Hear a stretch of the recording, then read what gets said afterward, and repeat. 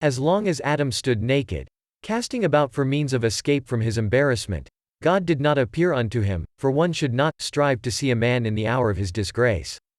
He waited until Adam and Eve had covered themselves with fig leaves. But even before God spoke to him, Adam knew what was impending. He heard the angels announce, God betaketh himself unto those that dwell in paradise. He heard more, too. He heard what the angels were saying to one another about his fall, and what they were saying to God. In astonishment the angels exclaimed, What? He still walks about in paradise? He is not yet dead? Whereupon God, I said to him, In the day that thou eatest thereof, thou shalt surely die. Now, ye know not what manner of day I meant, one of my days of 1,000 years, or one of your days. I will give him one of my days. He shall have 930 years to live, and 70 to leave to his descendants. When Adam and Eve heard God approaching, they hid among the trees, which would not have been possible before the fall. Before he committed his trespass, Adam's height was from the heavens to the earth, but afterward it was reduced to 100 ells.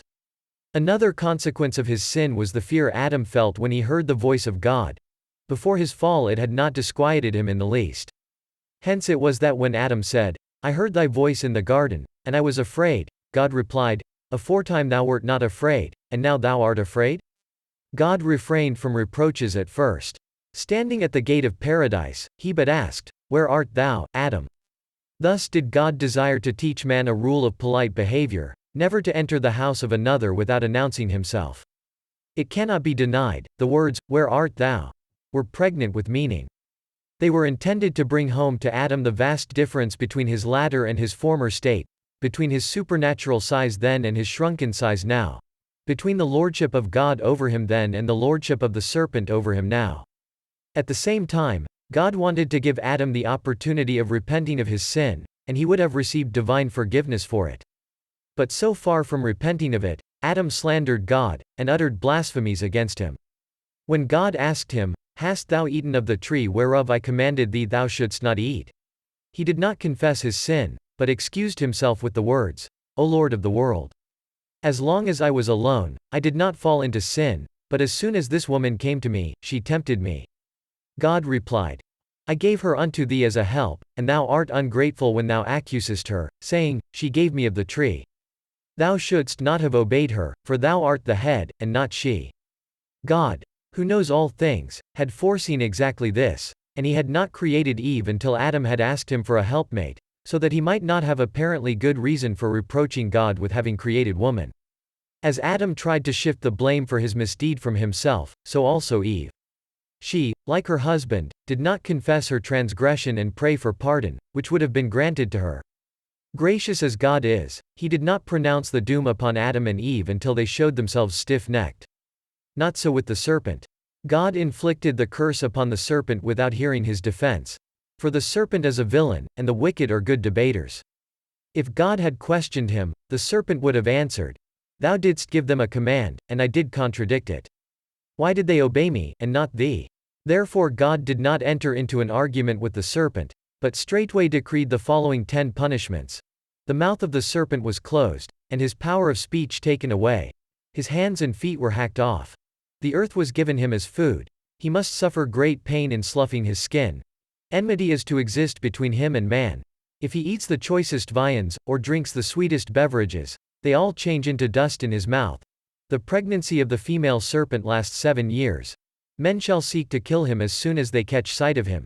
Even in the future world, where all beings will be blessed, he will not escape the punishment decreed for him. He will vanish from out of the Holy Land if Israel walks in the ways of God. Furthermore, God spake to the serpent, I created thee to be king over all animals, cattle and the beasts of the field alike, but thou wast not satisfied. Therefore thou shalt be cursed above all cattle and above every beast of the field. I created thee of upright posture, but thou wast not satisfied. Therefore thou shalt go upon thy belly. I created thee to eat the same food as man, but thou wast not satisfied. Therefore thou shalt eat dust all the days of thy life. Thou didst seek to cause the death of Adam in order to espouse his wife. Therefore I will put enmity between thee and the woman. How true it is.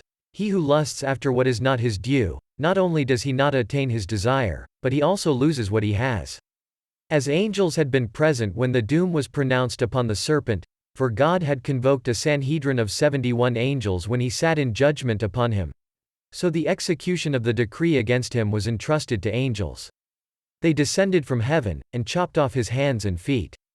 His suffering was so great that his agonized cries could be heard from one end of the world to the other. The verdict against Eve also consisted of 10 curses, the effect of which is noticeable to this day in the physical, spiritual, and social state of woman. It was not God himself who announced her fate to Eve. The only woman with whom God ever spoke was Sarah. In the case of Eve, he made use of the services of an interpreter.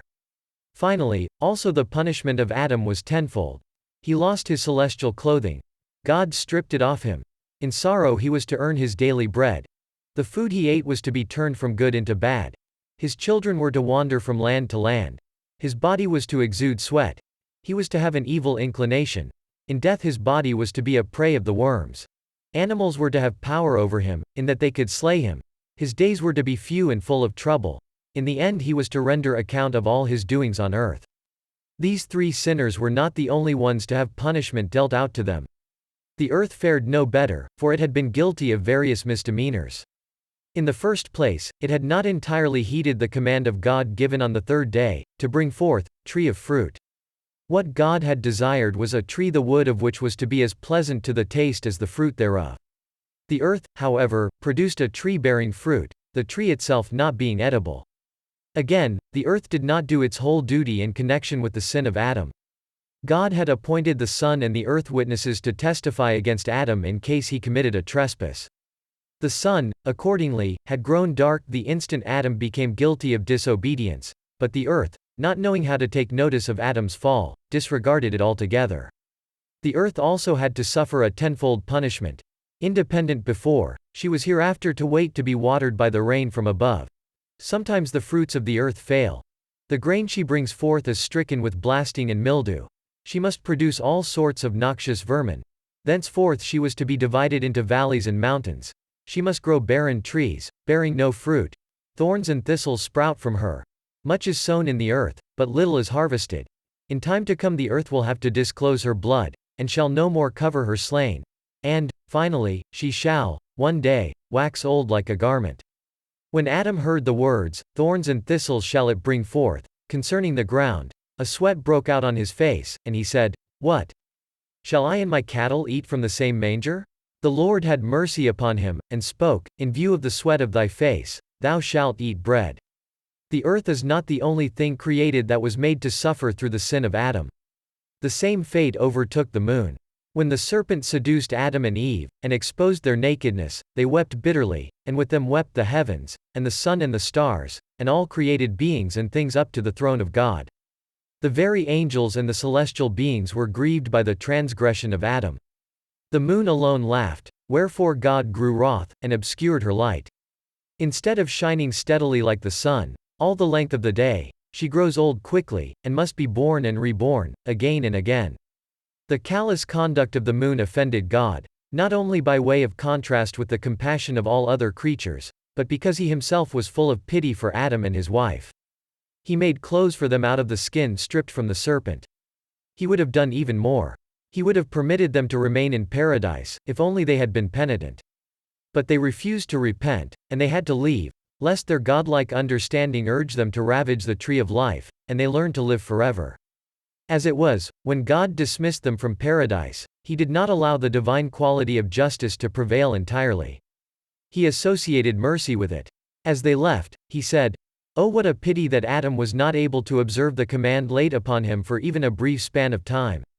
To guard the entrance to paradise, God appointed the cherubim, called also the ever-turning sword of flames, because angels can turn themselves from one shape into another at need.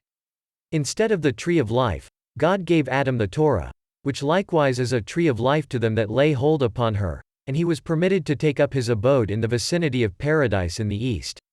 Sentence pronounced upon Adam and Eve and the serpent, the Lord commanded the angels to turn the man and the woman out of paradise. They began to weep and supplicate bitterly, and the angels took pity upon them and left the divine command unfulfilled, until they could petition God to mitigate his severe verdict. But the Lord was inexorable, saying, Was it I that committed a trespass, or did I pronounce a false judgment? Also Adam's prayer, to be given of the fruit of the tree of life, was turned aside, with the promise, however, that if he would lead a pious life, he would be given of the fruit on the day of resurrection, and he would then live forever. Seeing that God had resolved unalterably, Adam began to weep again and implore the angels to grant him at least permission to take sweet-scented spices with him out of paradise, that outside, too, he might be able to bring offerings unto God, and his prayers be accepted before the Lord. Thereupon the angels came before God, and spake, King unto everlasting, command thou us to give Adam sweet-scented spices of paradise, and God heard their prayer. Thus Adam gathered saffron, nard, calamus, and cinnamon, and all sorts of seeds besides for his sustenance. Laden with these, Adam and Eve left paradise, and came upon earth. They had enjoyed the splendors of paradise but a brief span of time, but a few hours. It was in the first hour of the sixth day of creation that God conceived the idea of creating man. In the second hour, he took counsel with the angels. In the third, he gathered the dust for the body of man. In the fourth, he formed Adam. In the fifth, he clothed him with skin. In the sixth, the soulless shape was complete, so that it could stand upright. In the seventh, a soul was breathed into it. In the eighth, man was led into paradise. In the ninth, the divine command prohibiting the fruit of the tree in the midst of the garden was issued to him. In the 10th, he transgressed the command. In the 11th, he was judged, and in the 12th hour of the day, he was cast out of paradise, in atonement for his sin. This eventful day was the first of the month of Tishri. Therefore God spoke to Adam, Thou shalt be the prototype of thy children. As thou hast been judged by me on this day and absolved, so thy children Israel shall be judged by me on this New Year's day, and they shall be absolved. Each day of creation brought forth three things. The first, heaven, earth, and light. The second, the firmament, Gehenna, and the angels. The third, trees, herbs, and paradise. The fourth, sun, moon, and stars. And the fifth, fishes, birds, and Leviathan.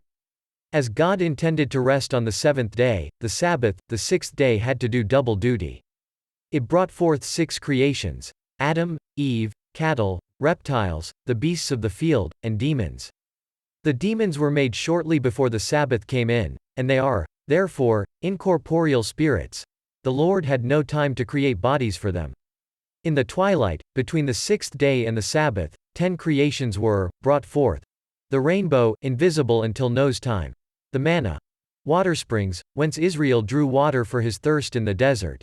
The writing upon the 2 tables of stone given at Sinai. The pen with which the writing was written. The 2 tables themselves. The mouth of Balaam she-ass. The grave of Moses. The cave in which Moses and Elijah dwelt. And the rod of Aaron, with its blossoms and its ripe almonds.